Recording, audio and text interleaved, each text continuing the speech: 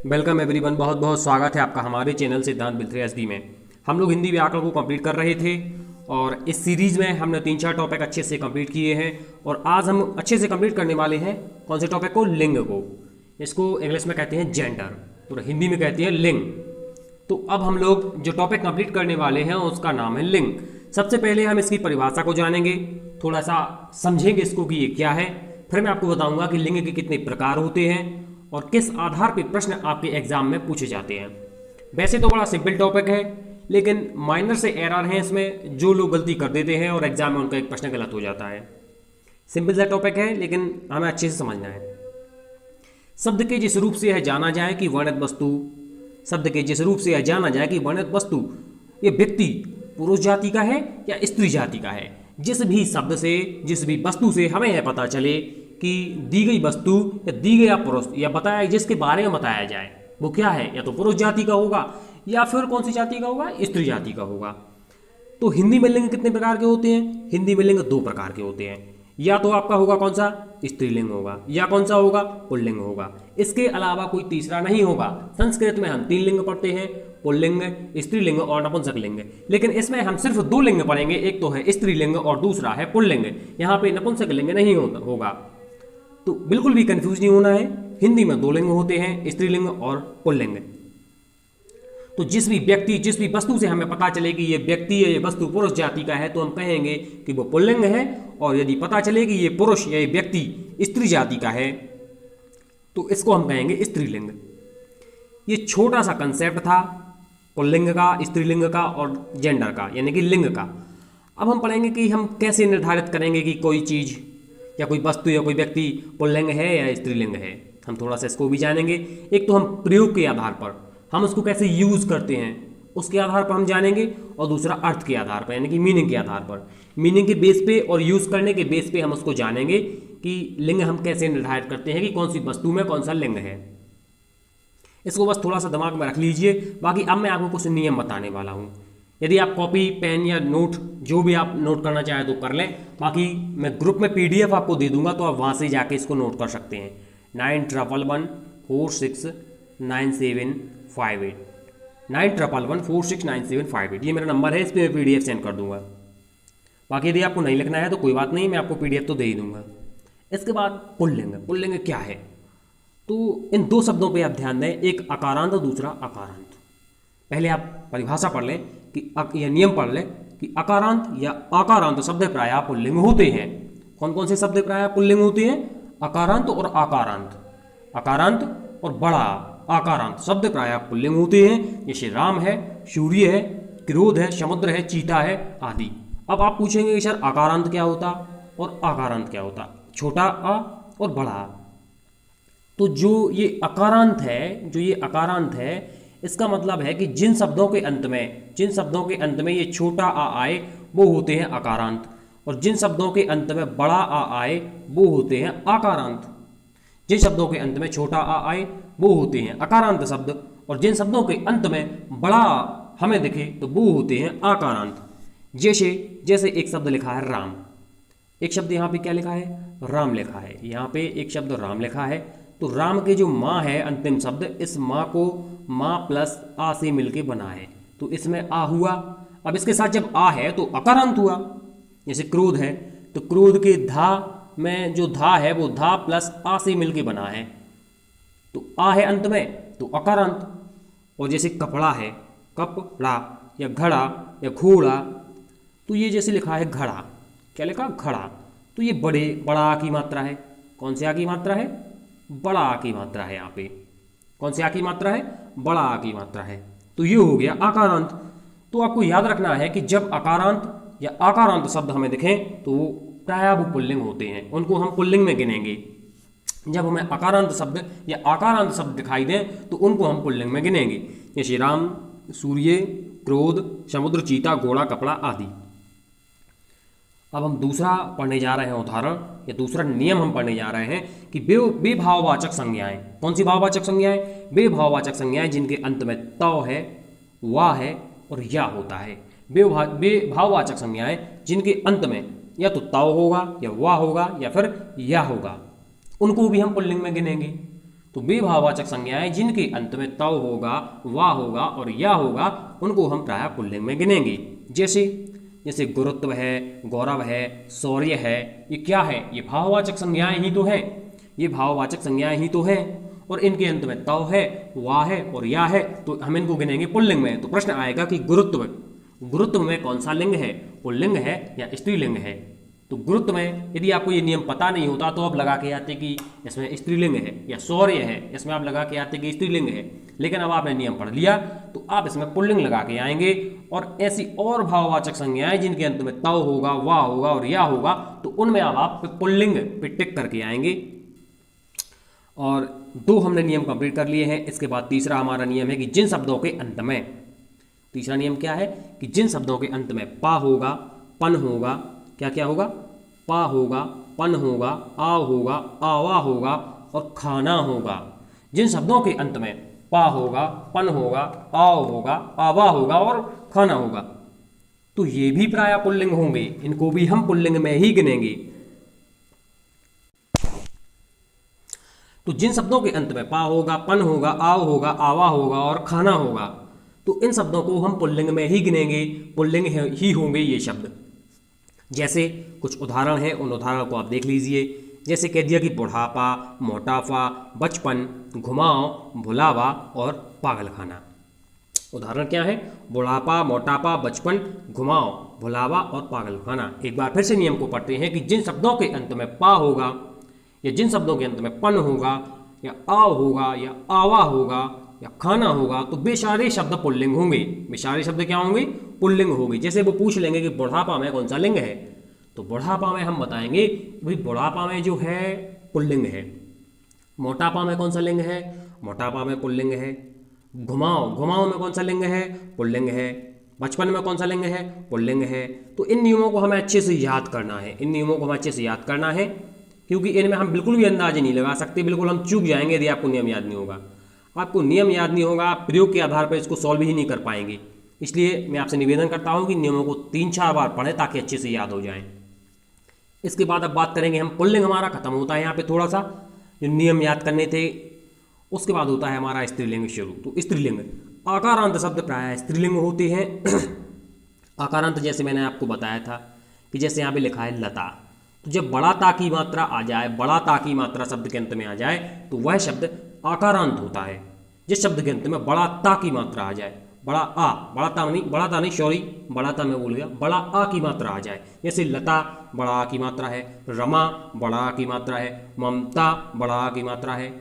तो जिन शब्दों के अंत में बड़ा आ की मात्रा आ जाए वे शब्द प्रायः स्त्रीलिंग होते हैं।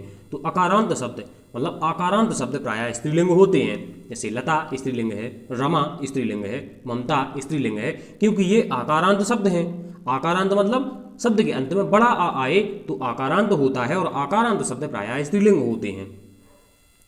इसके बाद दूसरा है ईकारांत शब्द। दूसरा कौन सा है? ईकारांत शब्द। ईकारांत शब्द प्रायः पुल्लिंग होते, ईकारांत जो शब्द होते हैं वो प्रायः स्त्रीलिंग होते हैं। ईकारांत, जिन शब्दों के अंत में छोटी ई हो, जिन शब्दों के अंत में छोटी ई हो वे होते हैं ईकारांत। जिन शब्दों के अंत में छोटी ई दिखाई दे वो शब्द ईकारांत होते हैं। जैसे कवि, जैसे कवि, तो कवि, बी, आपको यहाँ छोटी ई दिखाई दे रही, बा में छोटी ई की मात्रा बी, छोटी ई दिखाई दे रही आपको, तो ये होते हैं ईकारांत। तो ईकारांत शब्द भी प्रायः स्त्रीलिंग में गिने जाएंगे। ईकारांत शब्द भी प्रायः स्त्रीलिंग में गिने जाएंगे। आकारांत शब्द भी प्रायः स्त्रीलिंग में गिने जाएंगे। तो ईकारांत शब्द के उदाहरण क्या है? रीति, तिथि, हानि, ये सारे शब्द क्या हैं? स्त्रीलिंग है। लेकिन इनके कुछ अपवाद भी हैं। जैसे कवि पुल्लिंग है, कपि पुल्लिंग है, रवि पुल्लिंग है तो ये इकारांत, लेकिन इसके बाद भी ये पुल्लिंग है। ये अपवाद है। इन अपवाद को भी आपको याद रखना है, क्योंकि ये पूछ लेगा कि कवि में कौन सा लिंग है।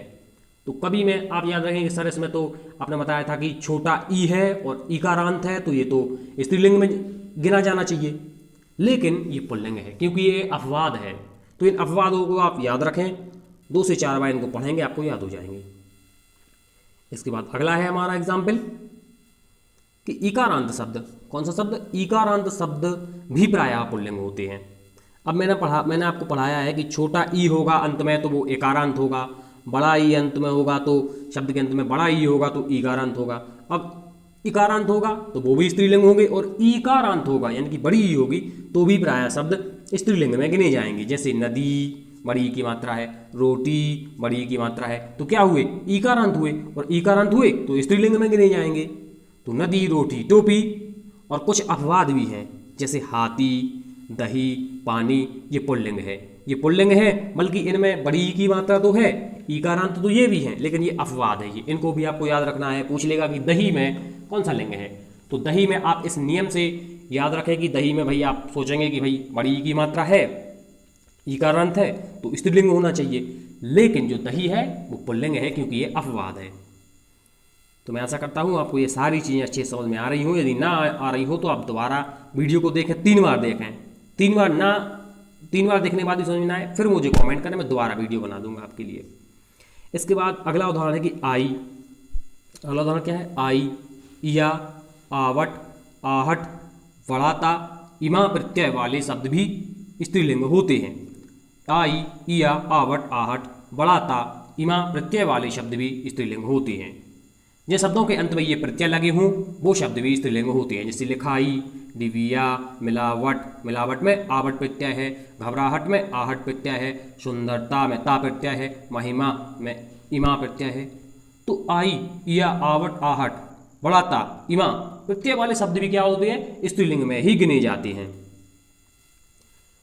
तो ये भी मैंने आपको बता दिया। इसके बाद स्त्रीलिंग प्रत्यय। स्त्रीलिंग प्रत्यय कौन से होते हैं, स्त्रीलिंग प्रत्यय पुल्लिंग शब्द को जो स्त्रीलिंग बनाते हैं, पुल्लिंग शब्द को स्त्रीलिंग बनाने वाले प्रत्ययों को हम क्या कहते हैं, स्त्रीलिंग प्रत्यय कहते हैं। पुल्लिंग शब्द को हम क्या करते हैं, कुछ प्रत्यय जोड़ के हम उनको स्त्रीलिंग बना देते हैं। है तो पुरुष लिंग, लेकिन कुछ हमने प्रत्यय जोड़ दिए तो वो क्या बन गए, स्त्रीलिंग बन गए। ऐसे कौन से प्रत्यय हैं जो पुल्लिंग को स्त्रीलिंग बनाते, तो कुछ प्रत्यय हैं जिनको हम देखेंगे। जैसे ई प्रत्यय है, और ये आपका इनी प्रत्यय है, इन प्रत्यय है, नी प्रत्यय है, आनी प्रत्यय है। ये प्रत्यय क्या करते हैं कि जो पुरुष लिंग होता है उसका लिंग ही बदल देते हैं। जो पुरुष लिंग है, जो पुल्लिंग है, उसका लिंग बदल के क्या कर देते हैं, स्त्रीलिंग बना देते हैं। उसको लड़के को लड़की बना देते हैं। जैसे बड़ा को बड़ी बना दिया, छोटा को छोटी बना दिया, भला को भली बना दिया, धोबी को धोबन बना दिया, तेली को तेलन बना दिया, जेठ को जेठानी बना दिया, देवर को देवरानी बना दिया, मोर को मोरनी बना दिया।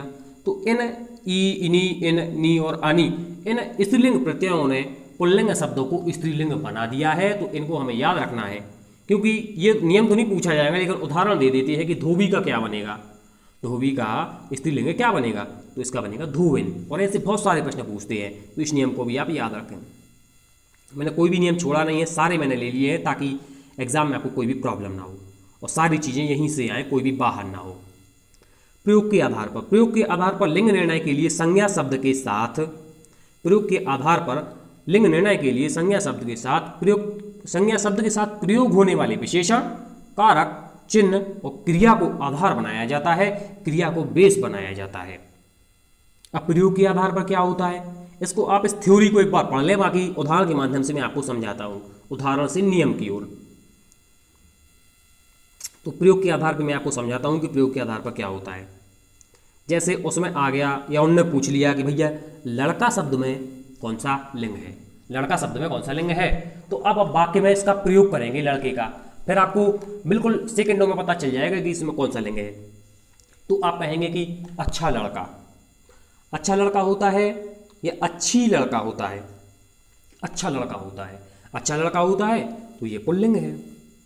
यदि अच्छी लड़का होता, अच्छी लड़का तो होता नहीं है, बाकी गलत है, अच्छा लड़का तो ये पुल्लिंग है।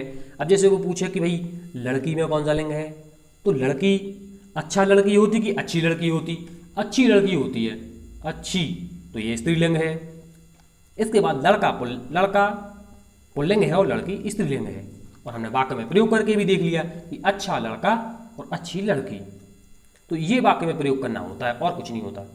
इसके बाद दूसरा वाक्य में हम प्रयोग करके देख रहे हैं कि पुस्तक, जैसे वो पूछ रहे कि पुस्तक में कौन सा लिंग है, पुस्तक में कौन सा लिंग है, पुल्लिंग है या पुस्तक स्त्रीलिंग शब्द है, कौन सा लिंग है पुस्तक में, तो हम कहेंगे राम की पुस्तक, राम की पुस्तक।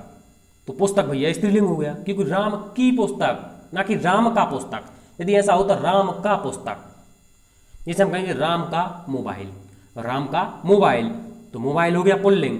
अब इसमें कह रहे हैं कि राम का मोबाइल नहीं, राम की पुस्तक। अब की आ गया मतलब स्त्रीलिंग। वाक्य से हमें पता चल जाता है कि कौन सा पुल्लिंग है कौन सा स्त्रीलिंग है। तो राम की पुस्तक मतलब पुस्तक स्त्रीलिंग है, राम का मोबाइल मतलब मोबाइल पुल्लिंग है, राम का चाकू मतलब चाकू पुल्लिंग है, राम की पुस्तक मतलब पुस्तक स्त्रीलिंग है। तो ऐसे हमें वाक्य में प्रयोग करके देखना है। जैसे राम ने रोटी खाई, राम ने रोटी खाई कि राम ने रोटी खाया, खाई, तो रोटी स्त्रीलिंग है, क्रिया भी स्त्रीलिंग है, खाई जो क्रिया है वो भी स्त्रीलिंग है और रोटी भी स्त्रीलिंग है। राम ने आम खाया, तो यहाँ खाया यानी कि जो क्रिया है खाया, खाया जो क्रिया है वो पुल्लिंग है। राम ने आम खाया, खाया तो पुल्लिंग है और आम भी पुल्लिंग है। तो राम ने आम खाया, यहाँ आम पुल्लिंग है और क्रिया खाया जो क्रिया है वो भी पुल्लिंग है। और राम ने रोटी खाई, तो रोटी यहाँ स्त्रीलिंग है और खाई की जो क्रिया है वो भी स्त्रीलिंग है। इसको हम अच्छे से डिस्कस कर चुके हैं। इसके बाद अब हम पढ़ेंगे अर्थ के आधार पर। किसके आधार पर? अर्थ के आधार पर। कुछ शब्द अर्थ की दृष्टि से समान होते हुए भी लिंग की दृष्टि से भिन्न होते हैं। अर्थ तो उनका समान होगा, उनका अर्थ समान होगा। जैसे पर्यायवाची में हम देखते हैं कि बहुत सारे पर्यायवाची रहते हैं, जैसे जल के पर्यायवाची हैं, नीर है, तो उनके जो अर्थ तो है वो तो समान है, लेकिन उनके लिंग समान नहीं है। लिंग की दृष्टि से हम जल को कुछ कहेंगे, नीर को कुछ कहेंगे, पानी को कुछ कहेंगे, उनका अलग अलग लिंग होगा। अर्थ भले समान है उनका, लेकिन लिंग अलग अलग होगा उनका। तो कुछ शब्द अर्थ की दृष्टि से समान होते हुए भी लिंग की दृष्टि से भिन्न होते हैं। उनका उचित एवं सम्यक, सम्यक मतलब सही तरीके से, उचित मतलब सही, उनका उचित और सम्यक प्रयोग करना चाहिए। तो इन नियमों को भी आप याद रखें। जैसे पूछते हैं बिल्कुल एग्जाम में पूछते हैं कि कवि शब्द का स्त्रीलिंग क्या होगा, तो कवि का होगा कवित्री, विद्वान का होगा विदुषी, विदुषी महिला, नेता का होगा नेत्री, महान का होता महती, महान का क्या होगा महती, साधु का क्या होगा साध्वी, साध्वी साधु पुरुष को कहेंगे, साध्वी महिला को कहेंगे, साधु का साध्वी, लेखक का लेखिका। तो विद्वान का जैसे पूछ ले कि स्त्रीलिंग शब्द क्या है तो विदुषी, नेता का पूछ ले तो नेत्री। इसके बाद उपरोक्त शब्दों का सही प्रयोग करने पर ही शुद्ध वाक्य बनता है। उपरोक्त जो दिए गए यहाँ शब्द हैं इनका आप सही प्रयोग करेंगे तभी शुद्ध वाक्य बनेगा। जैसे उदाहरण है, उदाहरण मैं आपके सामने एक देता हूं कि आपकी महान कृपा होगी, ये वाक्य गलत है। आपकी महान कृपा होगी ये वाक्य गलत है। आपकी महती कृपा होगी, आपकी, आपकी मतलब स्त्रीलिंग है, तो स्त्रीलिंग है और आप महान का प्रयोग कर रहे हैं।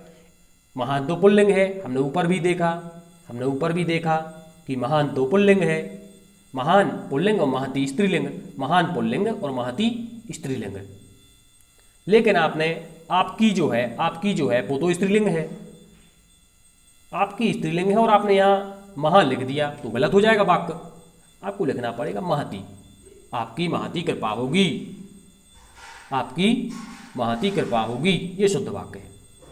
वह एक विद्वान लेखिका है, ये अशुद्ध वाक्य है।